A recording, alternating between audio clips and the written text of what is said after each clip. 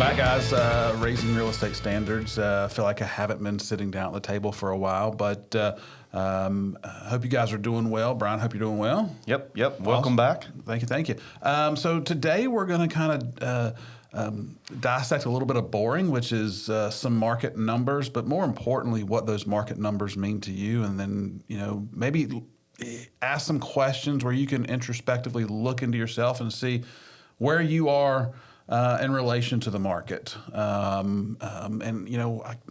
kind of cringe when I hear that. What's the market doing? How's the market? It's a term that's used a lot, but it kind of makes me cringe when I hear it because I hear it so much.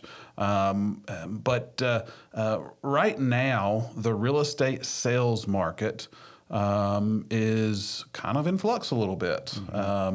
And so we're going to kind of dive into that and kind of dissect how you can get more than your fair share, be able to take a bigger piece of the pie, make sure that you aren't left behind like so many people can be in these times of change. Yeah. Do you want to talk about kind of like what you mean by the market being in flux? Because we're going through a lot of changes. We've been talking about that. I feel like for 2 years now, market's changing. But we are seeing some interesting dynamics within the market now that we haven't seen in a while. And it's not necessarily the down market that people perceive in real estate. People perceive a down market in real estate as prices dropping. And that's not what we're seeing. No, that's not. We're definitely not seeing a price drop right now. As a matter of fact, a lot of markets, ours included, is seeing some pretty good price increases still, which is good for our property owners, but also a hindrance to those that aren't currently in the market, because it's just becomes more difficult. Because as we know, the ability to purchase is based upon the price, but also based upon what you're getting paid as a wage. And wages are typically a far longer time to increase than compared to cost and prices. Yes. So really, what's really driving the change in the market right now are interest rates.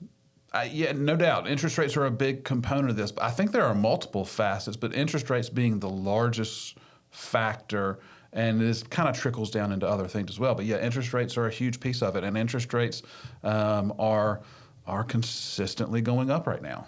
I just spoke. Just spoke with a mortgage professional literally right before we walked in the door today to record this, and average interest rates right now are 4.7%, according to Mortgage Business Daily. 4.7, you mean the... I mean 7.4%. Yeah, gotcha, Sorry, gotcha, 7.4%. Yeah, I wish, no doubt. Yeah, 4.7 would be great. Yeah, 7.4%, according to Mortgage Daily News. And I asked him, I said, now, is that a true and accurate rate, or is that an average of what the consumer sees at the end of the day? Follow me for a second. He said, what do you mean? And I said, well, how many loans are you doing that don't require the consumer to pay a point or pay money to buy down their rate? He goes, it doesn't happen. Almost all loans that are going across the boards, consumers are paying money to buy down the rate in the form of points. And so that number, according to him, is more indicative of consumers paying 1 point. So that's really that 7.4% interest rate. Really, if there were no points, is closer to 8% when it's all said and done. If you wiped away paying to buy down the rate, but interest rates are a big function of this. But I want to pull back for a second for the reason I want to give you some numbers of what sales are doing. So in 2021. There were 6.2 million homes sold. 6.2 million homes sold. In 2022, there were 5.03 million homes sold. Right now, at the end of July, the predictions are, even with more than half the number coming in, that the number of homes that will sell in 2023 will be between 4.3 and 4.7 million. That is a 30% reduction in the number of homes sold in 2 years. Yeah. I mean, that's kind of what we've been talking about the whole time. It's like, you're not going to see prices drop again. You're not going to see that. The change in the market is the number of transactions. Absolutely. And that is what is affecting, and that is what the real estate professionals are feeling, because there are less deals being done in the marketplace. Now I'm gonna read you a stat that kind of surprised me, but not so much because I've been reading these report numbers. So the number of realtors as of the end of 2021 was 1.55 million realtors. The number of realtors at the end of 2022 was 1.58 million realtors.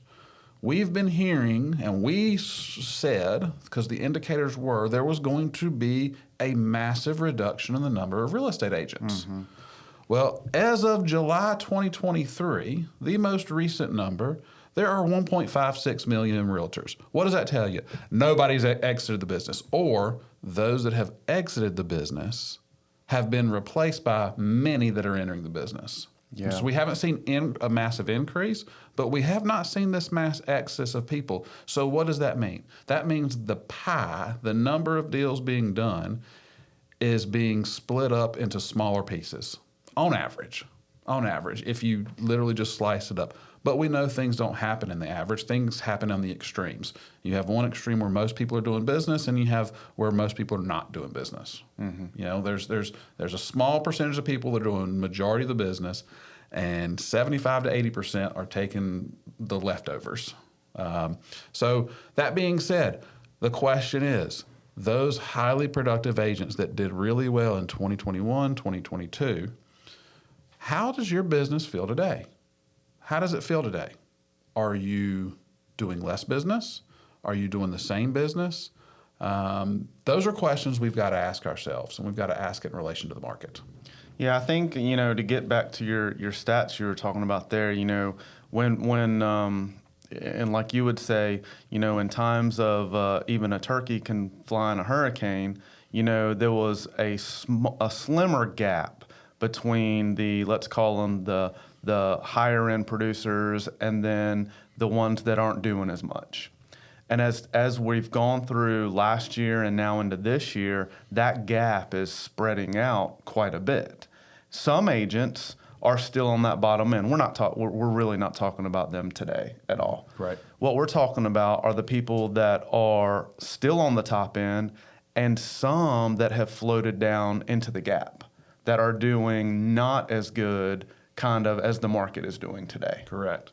As we delve into this, we have to kind of pause and ask yourself, and I want you to ask yourself, okay, the market is showing us year over year about a 25% decrease in the number of deals that are being done.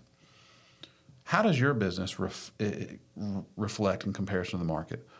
Are you down less than 25%? Are you down more than 25%? Are you down 25%? Let's use that 25% as an indicator to determine and ask ourselves, are we doing what we're supposed to be doing? Because at the end of the day, it really comes back down to what I'm doing daily in my business to help grow my business. You have to track, and you have to ask yourself, am I doing everything I can? Is what I'm doing still effective? And a good measuring stick is the market, And if you're doing the same thing today that you did last year, and your business is down more than 25%, then I would say what you're doing is not as effective as it was 2 years ago. Now, if you're doing the exact same thing today and you're down 25% or less, so you're say from increasing your business down to maybe a 20-25% drop, then what you were doing last year and what you're doing today is producing the same results, because the market absolutely has an effect on everybody's business. And if you're not down more than the market, then what you're doing is adequate. Now, if you like adequate, great. But if you like to increase and grow your business, maybe you have to tweak it or do something different and add to your strategies and to increasing your market share. Yeah. So what are some of those strategies that are actually working out there right now? I mean, I'm an agent and my business has gone down 40%. But I've been kind of doing the same thing over and over. I've been consistent about it, but it has dropped. What are some of those things we should be thinking about, to at least stay up with the market, if not increase? Well, I'm a broken record. I'm going to say the same thing. Keeping in flow with your past clients and sphere of influence.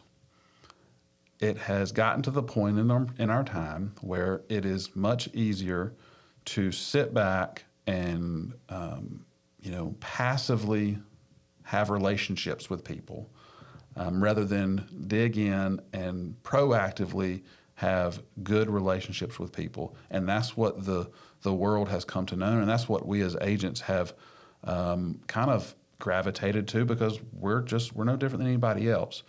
I would say it is time to dig deep into your sphere of influence and get more intentional about it. That's where business is done. It is still done today that way as it was 10 years ago.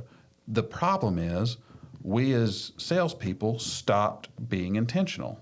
And more importantly, the consumers, our clients, the people we want to do business with, have 10,000 more distractions in their life. So it becomes that much more difficult to grab their attention. Yeah, and I would argue too. I was talking to an agent yesterday. If you haven't done this, or you're telling yourself, I don't have enough time to do this because I've got X, Y, and Z taking up my time within my business. It's still within my business.